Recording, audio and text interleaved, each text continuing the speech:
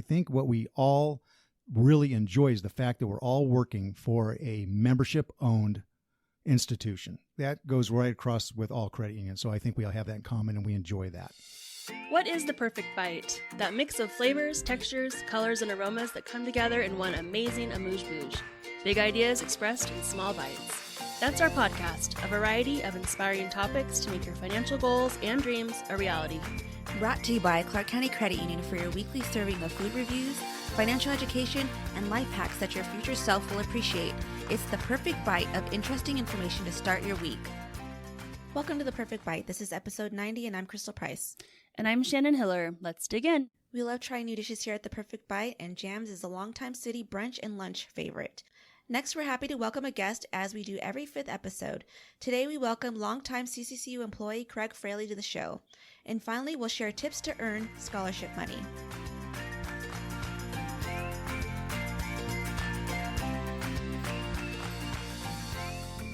Each week on The Perfect Bite, we'll visit a locally owned Southern Nevada restaurant we hope will become your new favorite. And this week, we're sharing a spot I've gone to for many years, maybe even like 15, Jamm's. That's double M, Jamm's. It's located in the Home Depot and Albertsons shopping center right off of Charleston and Rainbow, closer to the Charleston side. And I remember I used to work kind of near Charleston and Jones, and a lot of our staff would go up here for lunch, and especially like our IT staff, they love to come up here, so we would come often. But it's been a couple years since I've been there, so we went back recently and had a really good time. I looked up before I go, as I often do, and they have 4.5 stars on Yelp and 4.5 on Tripadvisor. And I think, judging by the reviews, it's just like a solid classic diner, just comfort foods. It's mainly breakfast, brunch, and lunch dishes, but you walk in and it's nothing super fancy. The sign on the door says home of the pot of bread, which is like, we were intrigued, right? Like, what is a pot of bread? And I remember it's this little ramekin, like a small round dish. And they take like 3 pieces of bread dough, bake them in there so they kind of bake up together and make this little trio there. And they serve it warm. You can have butter, jelly, honey. And also, I guess they have different flavors. We didn't get this when we went, but there's like a cinnamon raisin, different flavors that they change from time to time. And it's only $2.55. And I know you took that home. Yeah. Why did you like that so much? What was it? It kind of reminded me of when I go back home to my family. I'm part Native American, and we have just like this just bread, this baked bread, and they're just kind of, it looked like these dishes of bread that we make. And so I was like, I just want to take it home, but it didn't taste like the same bread, but the look looked the same. But the bread was super good. It was super soft and just sweet, very delicious, soft, doughy bread. And when you walk into the place, it has that smell of like yeasty, freshly made bread. Yeah, it was delightful. So anytime I can order breakfast, I do. So the menu for breakfast is available during lunch, and I ordered an omelet with bacon and avocado. It came with hash browns, and it was a solid omelet, like no thrills, just kind of, I don't want to say basic because it was good, but it was just like kind of like that, like back east diner vibe. I don't know if you felt like that too, but everyone's super friendly, down to earth, nothing's fancy. One of the reviewers on Yelp said, it feels like a cute grandma decorated the place. It did.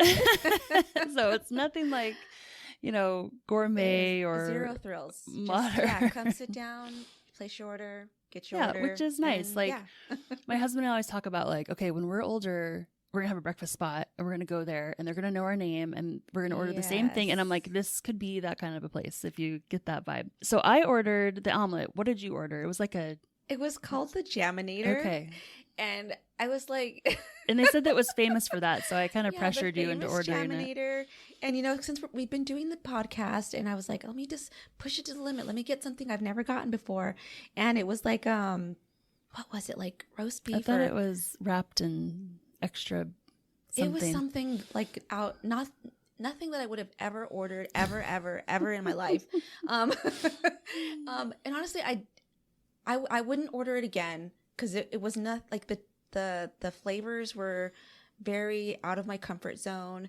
It was kind of like sweet and tangy I think it had sauerkraut on there, and it was like a roast beef. That's what it was. It had like some of the Reuben ingredients. Yes. Okay, so if you don't like that, so like I would say next time I go, I want to order the Reuben. Okay. Because our coworker got that, but she's also from like the East Coast and like that like New Jersey diner kind of feel. It had a lot of sauerkraut in it. Yeah, and she really liked hers, so I was like, maybe I'll get that next time. But usually I do order breakfast. So if next you like time, it, I mean, I could see why somebody would like it if they like those flavors. But for me, it was like I didn't like that tang. Yeah, in there. I peer pressured you. You should get an omelet next time. And I ate it. Don't get me wrong. I ate the whole thing because I was hungry. But yeah. Well, if you have a recommendation for a restaurant or dish for us to try, send us a message at ThePerfectBite@ccculv.com. We are always open to new ideas, even if it includes sauerkraut.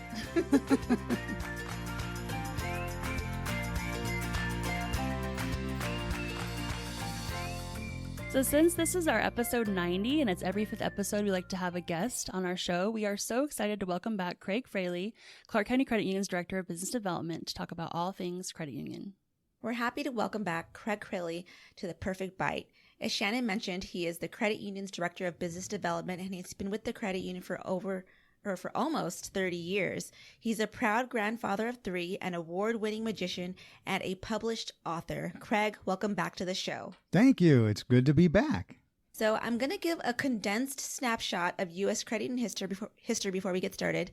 The first U.S. credit union popped up in 1909, and it was St. Mary's Cooperative Credit Association in New Hampshire. Shortly after, 2 men named Feline and Bergengren worked together to expand the credit union movement, helping to develop it into today's credit union system. In 1934, President Roosevelt signed the Federal Credit Union Act into law, addressing the financial problems facing rural America. Jump forward to 1951 in Clark County, Nevada. So here we are today.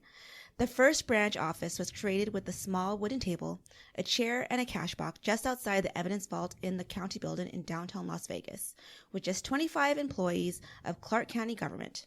The branch opened at noon on Fridays and closed at the end of the day. Now, Craig, you haven't been around since 1951, but you've been around long enough to hear plenty of stories similar to those.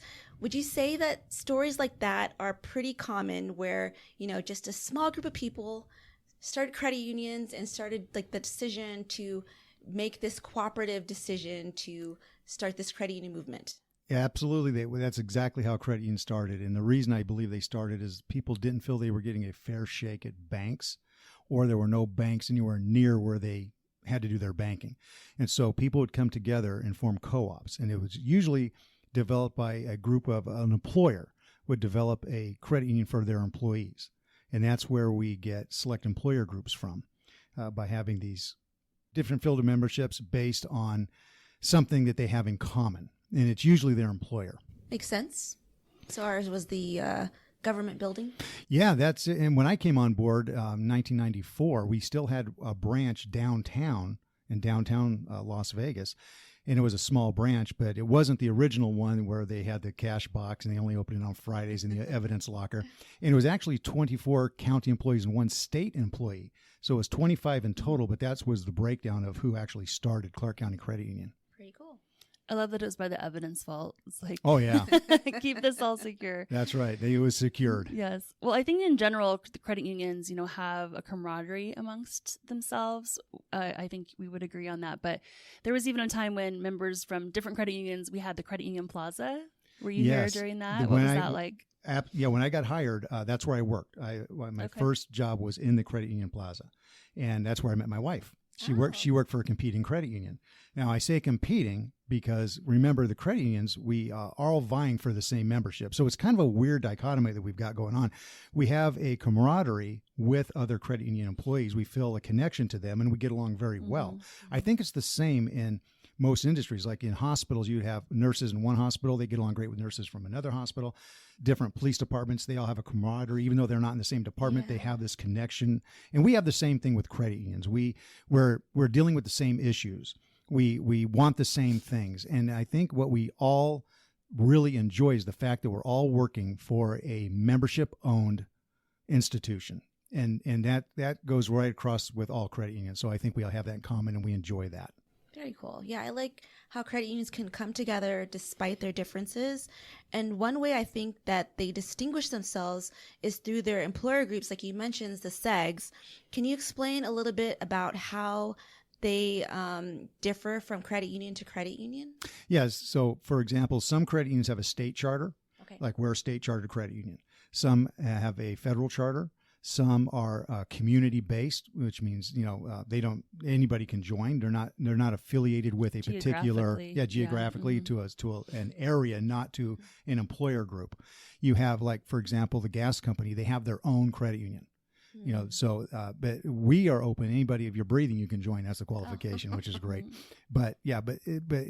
Throughout the history of credit unions, it all started with select employer groups. They were closed entities. You had to belong to a certain company or a certain membership. It could be, it could be a church, it could be a school, it could be a business, but you had to belong to something where they had their own credit union. And now it's become more open, where you can pretty much join whatever credit union you want to in some cases. So on the podcast, Crystal and I talk a lot about the credit union difference, like between banks and credit unions, and also the credit union motto of people helping people. Can you share what that means to you and what you tell people in the community when you meet them about that difference? Yes, and I get that question a lot when I'm doing benefit fairs or orientations. It's a very common question. What makes you different than a bank? Mm-hmm. And the difference is banks are owned by shareholders. Every decision your bank makes is for the benefit of a shareholder, not you, the customer. When you belong to a credit union, it's just the opposite. Every decision we make at the credit union is for the benefit of our membership, because that's who owns us. Mm-hmm. So at the end of the year, when a bank makes a profit, it all goes to the shareholder. With a credit union, and I think this is typical with most credit unions, but especially with ours, we don't keep all the profits for ourselves. It doesn't go to the CEO. It doesn't go to the board of directors. I've been with the credit union almost 30 years. No matter how many times I ask, they won't give it to me. So the money is actually dispersed to the membership in a variety of ways. We have some of the best interest rates on savings instruments in the country.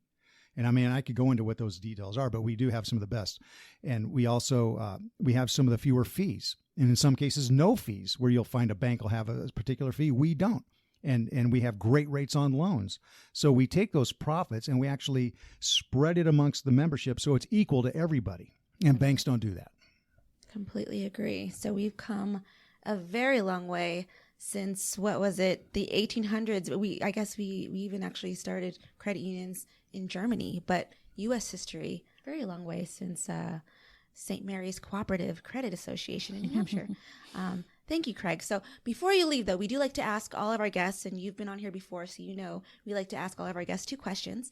First question is, what is one piece of advice that you would recommend to anybody, financial advice, that they could start today for their future selves? I'll make this a 2-part answer, if that's okay. One is, don't wait to start savings, no matter what your age. The younger you are, of course, the better, because you have a longer period to save. But no matter what your age is, start savings, and don't feel guilty about paying yourself first. So when you get paid, first thing you want to do is, after you've done your budget, you want to take whatever money you've decided to save for yourself, put that away right away, and then you pay all your bills and everything you need to do. But continuously pay yourself first. Build up your savings, and you need that savings for a variety of reasons. Emergency fund for a rainy day, a particular thing you want to save for. Maybe you have a goal you want to save for. So start as soon as you can. Don't wait. Excellent advice. Especially because one of our last episodes, we talked about even in your 30s, like, that's definitely not too late to start investing and start, putting your money to work for you. All right. Our last question is, what is one of your favorite locally owned restaurants? And when you go there, what do you like to order? This one's easy, and I'm sure it was the same answer I gave when on episode 5. Habit with yours. I think I know what you're going to say. Do you know? Are you going to say Coyotes? Yes. It's a Mexican restaurant. It's in Henderson. It's on Sunset, and some name I can't think of right now, but it's right off Sunset. I've been eating there for over 40 years. And everything on the menu is great, but I like the cheese enchilada and the ground beef taco and rice and beans. Just, a typical mix, but it's so good. Chips and salsa, like, and that's the chips and salsa is really good me. there. Sometimes I'll just drive through and grab chips and salsa and bring them home. And the service is fantastic. It's a favorite. It is got to be. In fact, we celebrate anniversaries, birthdays, graduations all throughout. Our kids growing up, big celebrations have always been at Coyotes. And where is it again? Sunset. It's on Sunset, and it's on Sunset just before you get to Sunset, where it turns, where you go to the Galleria Mall. Okay. You know where Ethel M's is? And Yeah. it's just before that. Okay. It's just before you get to there. Okay. Good to know. Well, thank you again for being here, Craig. I really appreciate it. Oh, thank you for having me. It's been a lot of fun. Thank you. And now let's take a break to hear from our sponsor. CCCU has a bonus for you. High five! It's 5% interest on a bonus checking account, only available at Clark County Credit Union. That's 5% on your money, and it's just one more benefit of membership at Clark County Credit Union. Isn't it time for you to join? Anyone can be a member, because if somebody's making money off your checking account, shouldn't it be you? Open a bonus checking account today and start earning your 5%, only at CCCU. Funds privately insured by American Share Insurance.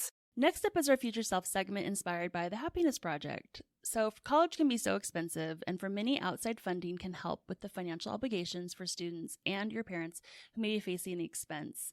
So I know I needed help to pay for college. My family wasn't financially ready to help me with that. So I think when I think ahead to my own kids, I'm like, okay, what are my guidelines, or what am I going to be able to pay? What do I tell them they need to pay? And Crystal, you're in that phase already with your daughter. Yeah. So decisions I let her like know that up front. I was like, I know, like, you know, the FOSFA says that I can afford to pay for this, but I cannot. I can't afford to pay for anything. So I need you to keep your grades up.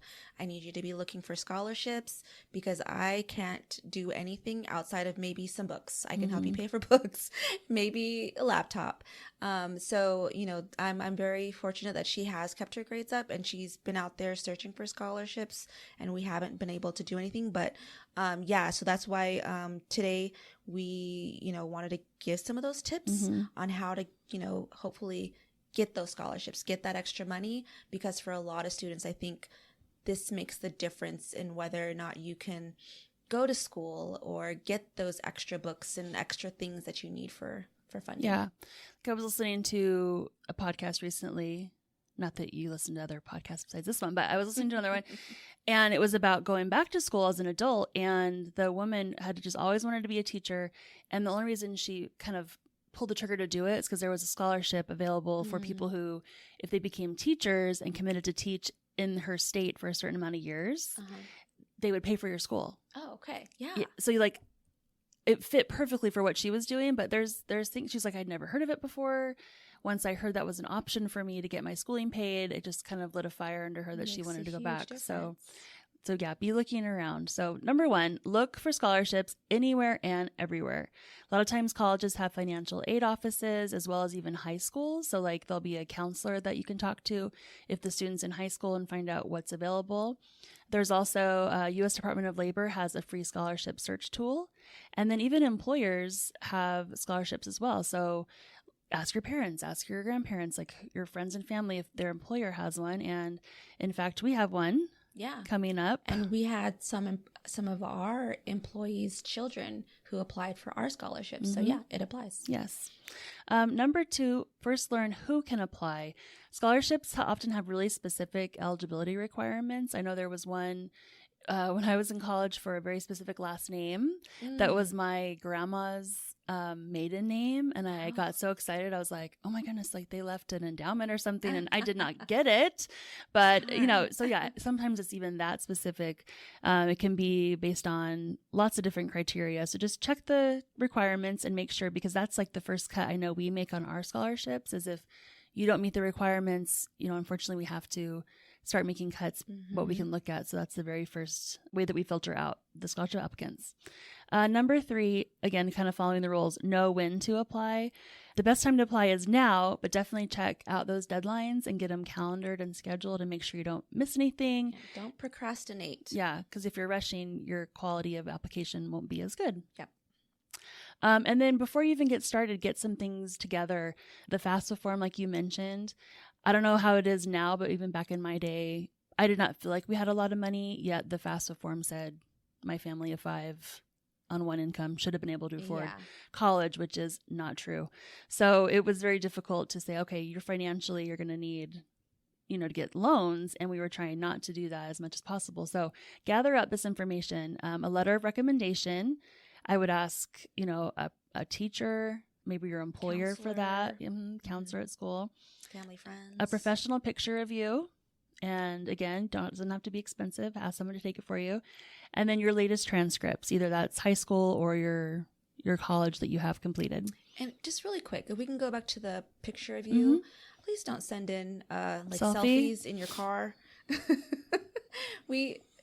I don't want to like shout anybody out, but we have received some of those photos, and you know it's all fine and everything. But when you are lined up in like scholarship recipients and you're the only one with the car selfie, it kind of stands out. So don't be that person. Yeah, I had my husband get a suit jacket on, and I just put him against like a blank wall and took a photo. I mean, it didn't have to be anything fancy. And then later throughout his career, he was able to get, better photos taken. But in the very beginning, that's all we did. And that works. That totally worked. Number 5, put in the time on the essay and have multiple people read it or proofread it for you. This, I cannot emphasize enough, the importance of a creative essay and a well-written essay to help you stand out on an application. I think that's probably how I was able to secure some scholarships, when I was younger. And just having someone read it for you, you read it like you wrote it. So it's really hard to look and find those typos sometimes. Even if you have to attach a resume, have someone edit that for you. And people are really reading them too. I know our scholarship committee, there are prompts that are given. And on occasion, we received essays that were completely unrelated to the prompt. And so that's an automatic disqualification. So yes, submit a essay that is related to the prompt. Don't just have one generic essay that you submit for everything. Right. Take the time and submit an essay that is thought out and related to the prompt. And lastly, organize your application. Sort applications by due date and make sure you follow the instructions. Even things like word limits on like the essay we're talking about can matter. Yes. Try to submit them at least a day ahead of the deadline, and then make sure to include all required materials. Just give that checklist a once over to make sure that you've got everything, because like we said, that's just a terrible reason to be disqualified if it's just kind of a technicality, but make sure that you're following all the directions. And like we mentioned, we do have the Clark County Credit Union Smart Start Scholarship. If you're interested in that, visit our website at ccculv.org. Go to the About Us tab and then Community Involvement. The deadline for 2024 is April 14th. We want to hear from you. Send us your financial questions or money topics that you'd like to learn more about. And don't forget any fun local food recommendations. Our email is ThePerfectBite@ccculv.com. Thank you for listening to this week's episode, brought to you by Clark County Credit Union. For additional money management tips and financial calculators, check out our website at ccculv.org. Now that was The Perfect Bite.